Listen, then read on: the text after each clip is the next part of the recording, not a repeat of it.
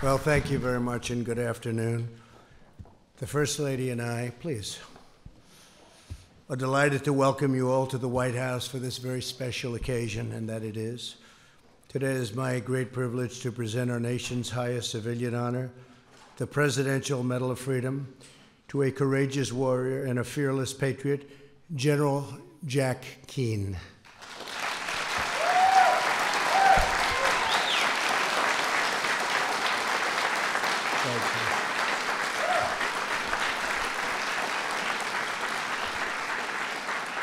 We're very excited to have Jack's wife, Angela, with us today, along with his brother, Ronald, and his son, Daniel. Thank you all very much. That's great. And thank you. We're also joined by a very distinguished assembly of leaders, including Secretary Mike Pompeo. Mike, thank you very much. Secretary Mark Esper, Attorney General William Barr, Secretary Dan Brouillette, Senator Lindsey Graham, Lindsey, Chairman of the Joint Chiefs of Staff, General Mark Milley, great job, Mark, and General Keith Alexander. Okay, thank you very much. Thank you all. Jack Keane was born in 1943 into a family with a strong tradition of military service. His father served during World War II as a Marine in the Pacific Theater. Jack grew up in a housing project on the Lower East Side of Manhattan and became the first member of his family to attend college. At Fordham University, he joined the ROTC, distinguishing himself as a cadet and a member of the famed Pershing Rifles. Upon graduating, Jack was commissioned as a second lieutenant in the U.S. Army. He volunteered to serve in Vietnam and joined the legendary 101st Airborne Division. As a platoon leader and later company commander, Jack fought through fierce and bloody combat. He demonstrated unflinching courage under fire, and for his exceptional valor, Jack was awarded the Silver Star. After Vietnam, Jack and his late wife, Terry, adopted two wonderful sons. They raised Daniel and their late son, Matthew, with extraordinary love and care. In the Army, Jack designed new training methods to ensure that military leaders would always be extremely well prepared for the intensity of combat command. His rigor, discipline, creativity, toughness, they all achieved tremendous results. General William Depew, who helped rebuild the American military after Vietnam, wrote that Jack was the best brigade commander that he's ever had. He was very exceptional at all levels. In 1991, Jack became a brigadier general and commander of the Joint Readiness Training Center. He devised a state-of-the-art program that prepared our nation's service members for combat against extended insurgencies in both urban environment and rugged terrain. Jack prepared this nation for the wars to come and helped train soldiers that would later serve in Bosnia, Somalia, Haiti, and Kosovo. Jack was named a Vice Chief of Staff of the Army in 1999, was in his office on September 11, 2001, when terrorists struck the Pentagon. He ran through smoke and debris and evacuated the injured, saving lives. He visited the wounded in hospitals and attended scores of funerals for the fallen patriots slain in the attack. Jack soon helped oversee the initial military operations in Iraq and Afghanistan and was the first senior military official to visit troops in the field. In 2003, he was offered the position of Army Chief of Staff, but in a profound act of devotion, he turned down the position and left the Army after nearly 38 years to care for his wife, Terry, who had developed Parkinson's disease. In 2006, Jack helped engineer the surge that stabilized a deteriorating situation in Iraq and allowed Iraqis to finally take charge of their own future. In the years since, Jack has continued to offer his sage counsel to military and policy leaders and to visit our troops on the frontiers. And Jack, I have to say, has given me a lot of good advice too. He's been called a national treasure by Henry Kissinger and is a recipient of the Bradley Prize and the Ronald Reagan Peace Through Strength Award. Jack Keane is a visionary, a brilliant strategist, and an American hero. General, you will be remembered as one of the finest and most dedicated soldiers in a long and storied history of the United States military. No question about it. Congratulations again to you and your family. I would now like to ask the military aide to come forward and present General Jack Keane with the Presidential Medal of Freedom. Thank you.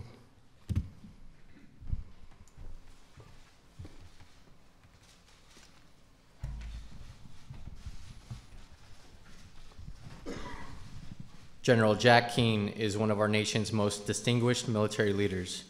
General Keane proudly served his country in Vietnam as a paratrooper, receiving the Silver Star for his courage and gallantry in action. His steadfast leadership as a four-star general and as Vice Chief of Staff of the Army provided stability and direction for those under his command. Since retiring from the military, General Keane has remained engaged on matters of foreign policy, devoting himself to developing policies that confront the dynamic threats facing our nation. The United States proudly honors General Jack Keane, whose tireless devotion to our country has defined him as a true American patriot.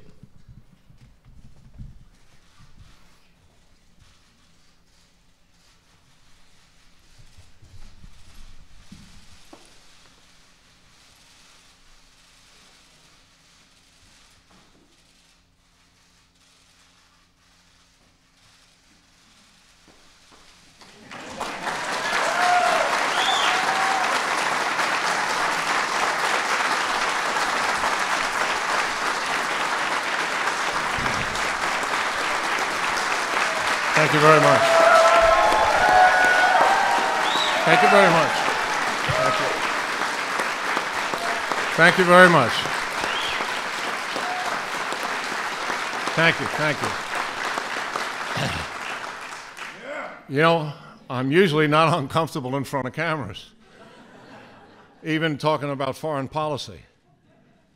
But today, I have to talk about my own life, and that adds a little bit of tension that you wouldn't normally have. Mr. President, I'm deeply honored by this extraordinary award, and to receive it here in the White House, surrounded by family, by friends, and by senior government officials, it's really quite overwhelming, and you can hear it in my voice.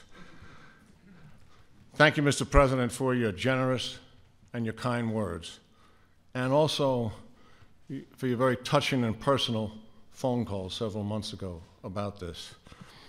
I've always experienced the love of family and friends. Some friends that are here today, we go back over 50 years. My parents raised my brother Ron and me in a working class Catholic environment. We were fortunate to attend Catholic schools in New York City. We were so strengthened, it so strengthened our values and also our character. My brother Ron has always been there for me, and I'm delighted he's here today. I thank God for guiding me in the journey of life. I have two great loves in my life. Terry Doyle, who the President mentioned, my love since we were 18. We lost her too soon. And Angela McGlowan, who I will love for the remainder of my life. With all honesty, I wouldn't be standing here without their love and their devotion. My son Daniel is here. Love you and proud of you, Dan. And my other son Matthew, he was a special angel who is with the angels in heaven today. I have known for some time that there are two major events that changed my life. The first was the Vietnam War. An infantry paratrooper in close combat with my soldiers, where death was always a silent companion.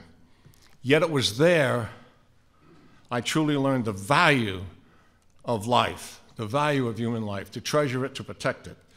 The experience crystallized for me the critical importance of our soldiers to be properly prepared with necessary skill and the appropriate amount of will to succeed in combat.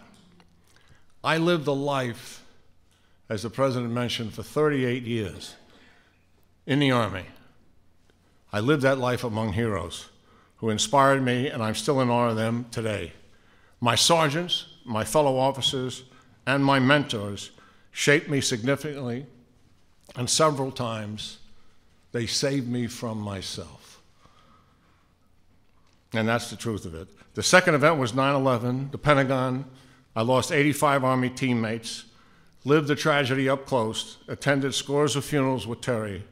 2 days after, as a New Yorker, I was dispatched to the World Trade Center, horror, walking across those smoldering ruins, and then making certain that Mayor Giuliani had all the military support that the Pentagon could render.